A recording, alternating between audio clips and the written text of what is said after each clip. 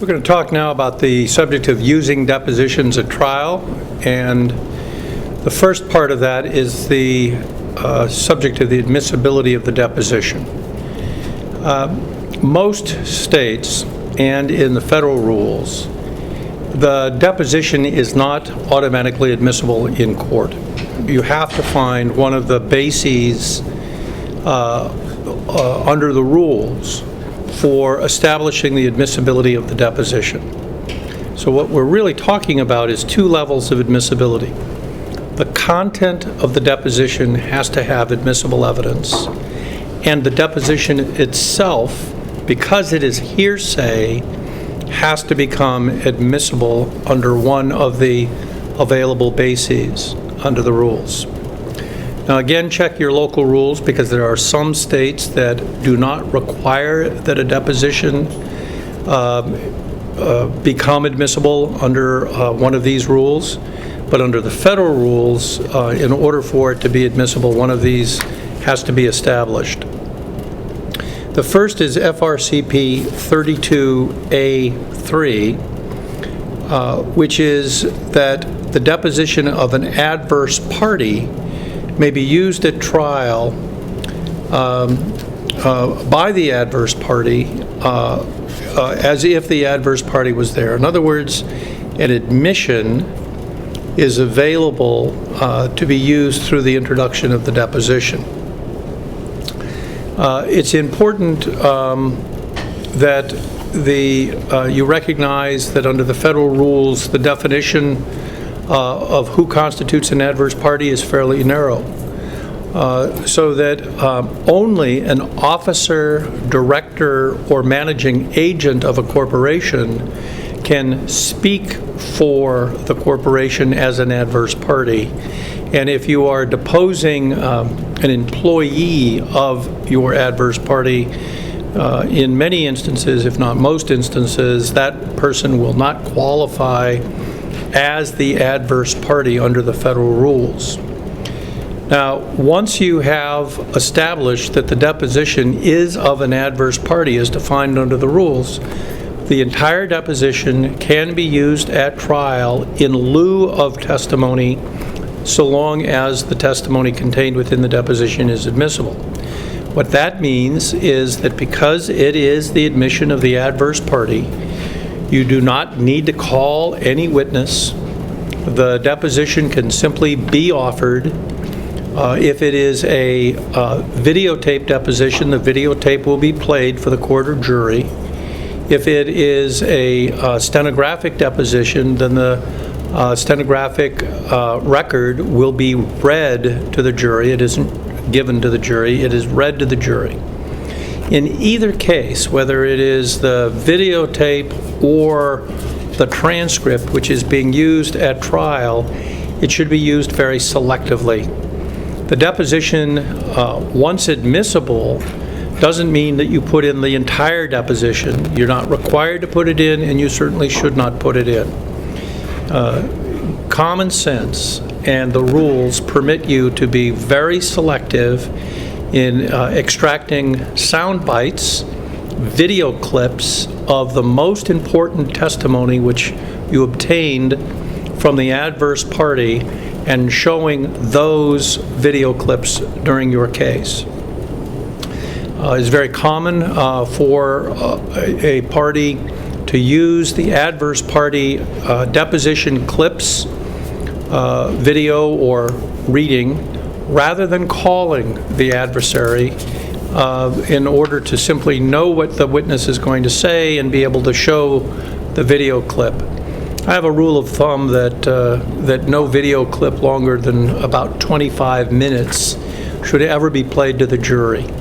So you should make dramatic reductions in cutting to the most important parts of the deposition and showing the deposition to the jury with its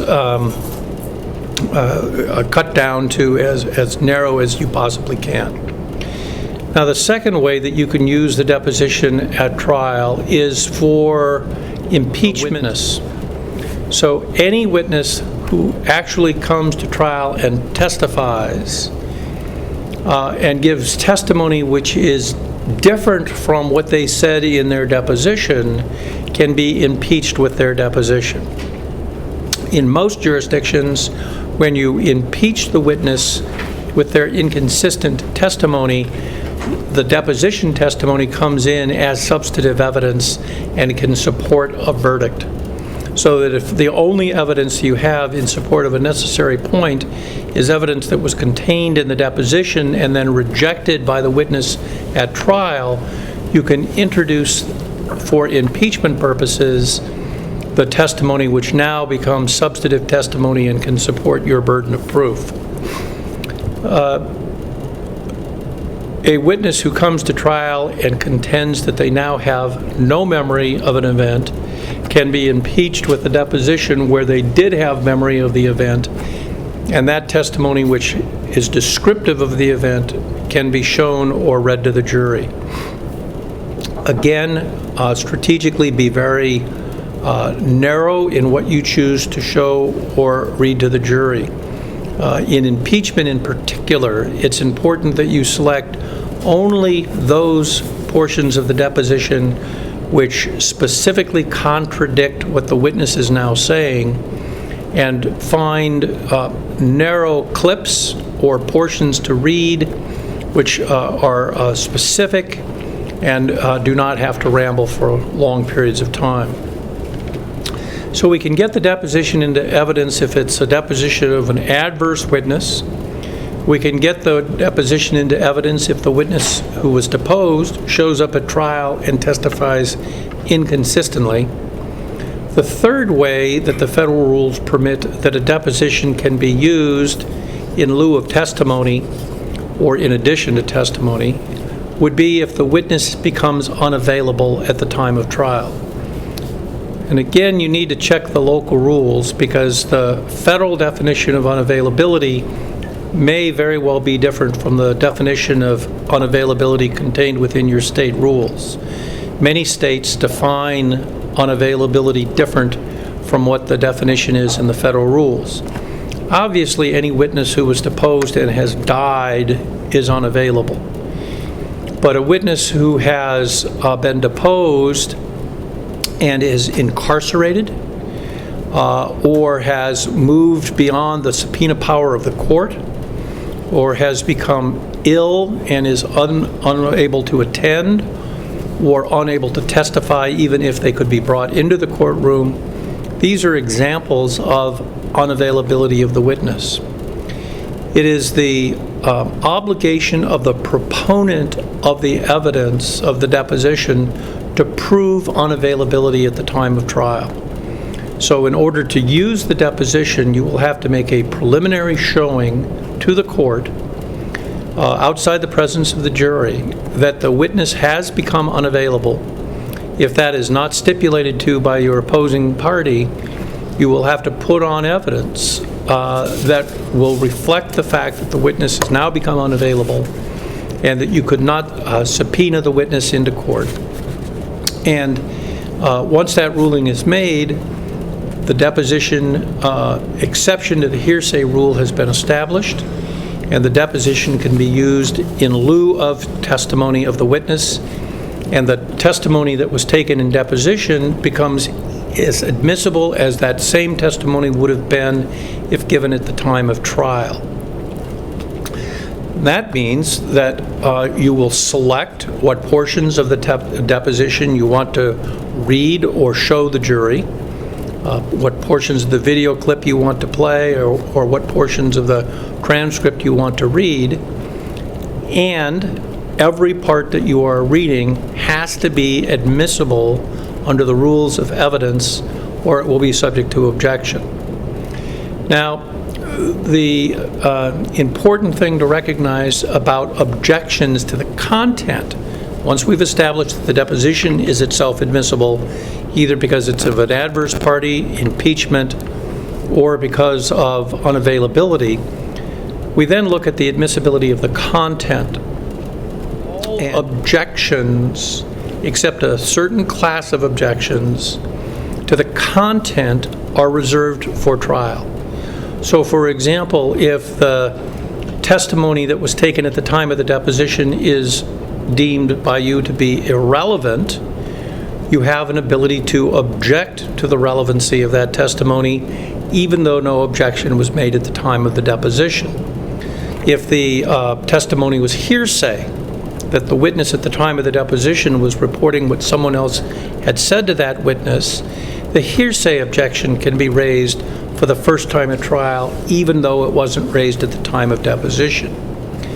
However, all objections to the form of the question or to the form of the answer, or other objections which could have been obviated or cured at the time of the deposition, are required to have been raised at the time of the deposition, or they're waived.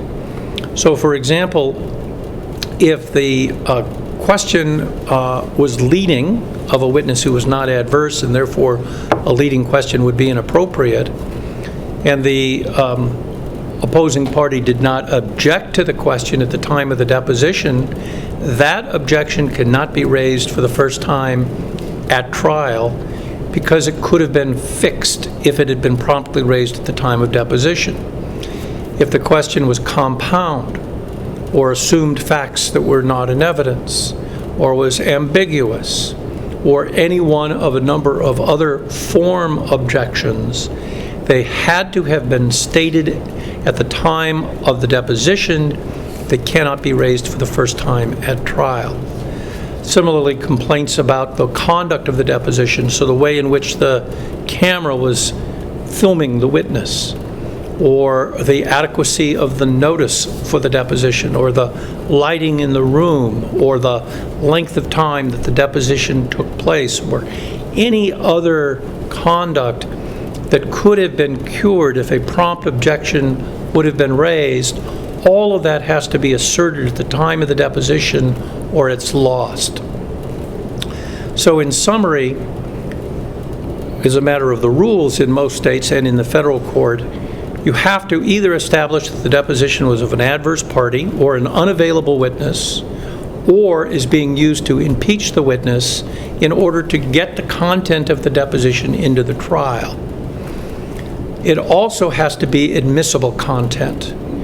And the only exception to the requirement that the content be admissible is that certain classes of objections had to have been established, had to have been raised for the first time during the deposition, or they're waived and can't be asserted at the time of the trial for the first time.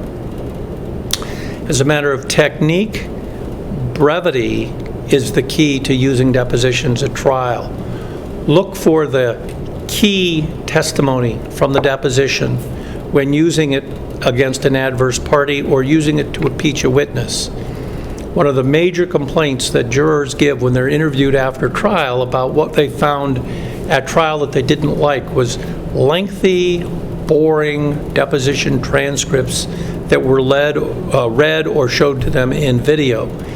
It is very hard for that deposition to be used effectively and persuasively unless it's used very sparingly. So make sure that you edit carefully, find only that which is necessary because it isn't being supported by other witnesses, and then present either the video clips or the Q&A from the deposition stenographically. When using the deposition transcript, most courts will allow the lawyer to simply read into the record the Q&A for very short portions, or will have someone who is acting in the role of the witness get up on the witness stand, and the lawyer asks questions, and then the actor witness will read the answers that had been given at the time of the deposition.